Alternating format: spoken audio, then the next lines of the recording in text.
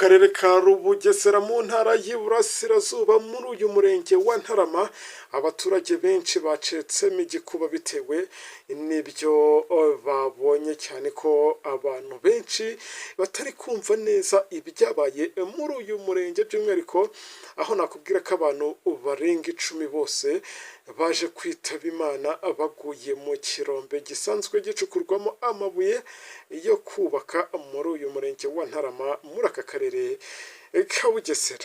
Ibi byatewe n'iki? Ibyagenze uti nibyo ngiye kugenda nkugezaho muri iyi minota tugiye kuba turi kumwe muri aya makuru ugasobanukirwa neza akaga ahangaha kaje kugwira aba baturage, ariko kandi dukomeza no kugenda twihanganisha imiryango ya buriya babo muri iki kirombe gicukurwamo aya mabuye.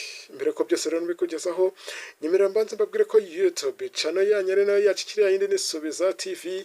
Ahangaha niho mukura amakuru ya nyayo kandi amakuru aba agezweho na amakuru mutasanga ahandi. Muze kunkundira byose rero tugende tubibagezaho kandi mwongere ijambo. Ni nako twahaye ikaze n'abandi bakigera kuri uyu muyoboro wa YouTube channel ariko bwa mbere tubabwira ngo welcome, ariko kandi tunabasaba gukora kuri iryo jambo ryanditseho subscribe cyangwa sabonete nuko mubyita. Muze no kwibuka munafungure kari akantu k'inzogera, iyo niyo nkunga ya mbere muri abo muduteye kandi murazika kubana natwe abari umugisha ukomeye. Ibyacu ntibitinda, nyemerera nkwibwirire ibyabereye ahangaha muri aka karere ka Bugesera ni muri uyu murenge wa Ntarama. Abaturage benshi bacetse ururondogoro bitewe n'ibyo babonesheje amaso yabo. Biteye ikibazo gikomeye, usibye no kuba biteye ubwoba, biteye ubwoba burenze umubiri wa muntu, kuko ni handi ugira ubwoba ukabira n'ibyuya ugatutubika nukanatitira. Uti byagenze ute rero? Imbere ko byose mbikubwira ukwiye kumenya ko ibingibi byabereye muri uyu mudugudu wa Nyamabuye, aha ni mu kagari ka Kanzenze, ni muri uyu murenge wa Ntarama muri aka karere ka Bugesera mu ntara y'Iburasirazuba. Ibingibi bikaba byabaye mu masaha ya saa 5 z'amanywa yo ku itariki 9 Nyakanga 2026. Ubwo murumva ko harejo ni nyuma y'uko rero aya makuru amenyekanye, polisi y'u Rwanda ifatanyije n'izindi nzego z'ubuyobozi z'ibanze zahise zitangira gukora igikorwa cyo kwerekeza ahangaha ibingibi byabereye, ari nabwo bahita batangira imirimo ikomeye yo gushaka imirambo, ndetse ahangaha byaje gusaba imbaraga zikomeye cyangwa se imbaraga z'umurengera, kubera ko gushaka abantu nk'aba ngaba bapfuye muri ubu buryo cyangwa se baridukiwe n'iki kirombe ni ibintu biba bidasanzwe, ni ibintu bisaba imbaraga. Gusa hari amakuru avuga ko polisi n'ubundi yaje kugeraho ikabona aba bantu bose uko ari 10, ariko ikababona barangije gushiramo umwuka, nk'uko twaje kubitangarizwa n'umuvugizi wa polisi y'u Rwanda mu ntara y'Iburasirazuba CCP Hamuduni Twizeyimana. we yakomeje atubwira ko nyuma y'amasaha menshi bari mu gikorwa cyo gushakisha imirambo y'aba banyakwigendera bari baguye cyangwa se baragwiriwe n'iki kirombe, baje kubonwa hifashishijwe cyangwa se baje kuboneka hifashishijwe izi mashini zigera kuri 3, ndetse ziza kubakuramo ahagana saa 5 z'ijoro zaho ibingibi byagaragaye.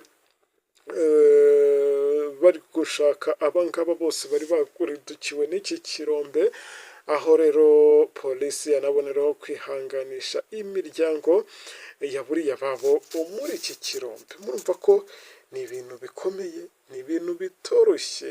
Polisi yakomeje ivuga ko aba bantu 10 imirambo yabo yose yamaje kuyikuramo, yamaje gukura abangabo bose muri iki kirombe cyari cyabaridukiye, ariko kandi yanaboneyeho kwibutsa abantu ko bakwiye gucukura mu buryo bwa kinyamwuga. Uburyo bwa kinyamwuga bashatse kuvuga nta bundi ni ukuba ufite ibikoresho by'ubwirinzi byakurinda impanuka, ndetse bakanacukura batangiza ibidukikije, ariko kandi banafite ibyangombwa bibemerera. Nta gupfa kwishora ahantu nk'aho ngaho ngo nuko wabonye isoko, ariko urumva ko abangaba bapfuye nabi, bakaba bapfuye urupfu rw'agashinyaguro. Dukomeze tunabasabira iruhuko ridashira ndetse imiryango yabo ikomere kandi yihangane.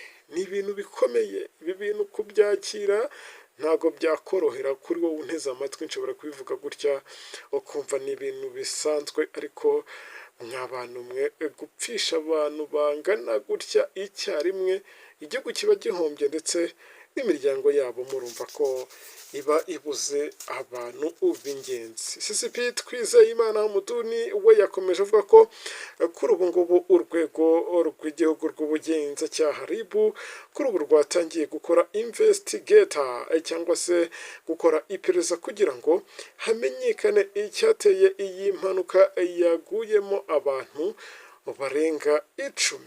Kugeza ubu imirambo y'aba baturage bose baje gukurwamo, ndetse mu kumara kubakuramo polisi nta kindi yahise ikora, yahise ibajyana cyangwa se yahise ibohereza ku bitaro bya polisi biri Kacyiru kugira ngo bakorerwe isuzumwa mbere yo gushyingurwa. Murumva ko ni ibintu bitari byoroshye habe na gato. Polisi kandi yakomeje ivuga ko mu gukuramo abantu yifashishije imashini za polisi zifatanyije n'izindi mashini mu gushakisha aba baturage bari bagwiriwe na kiriya kirombe giherereye ahangaha muri aka karere ka Bugesera muri iyi ntara y'Iburasirazuba. Abaturage bakomezaga bavuga ko ahangaha n'ubundi hari hasanzwe hakorerwamo iyi mirimo yo gucukuramo amabuye yo kubaka.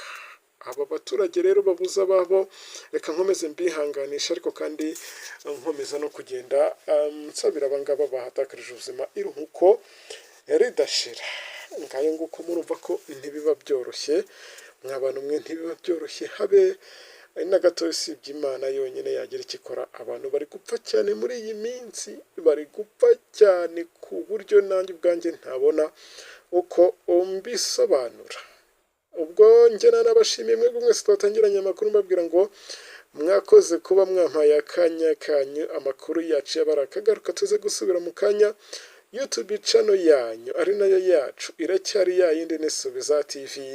Ahangaha niho mukora amakuru ya nyayo kandi amakuru abagezweho. Ubwo mwize kwibuka musiga ibitekerezo byanyu aho hasi muri comment, ari nako moto likinga ndetse ari nako mugenda musiga ibitekerezo byanyu muri comment kugira ngo natwe ubwacu nitujya tubireba tujye turushaho kugenda tumenya ko muba mudushyigikiye. Turabakunda dore tubifuriza ibyiza.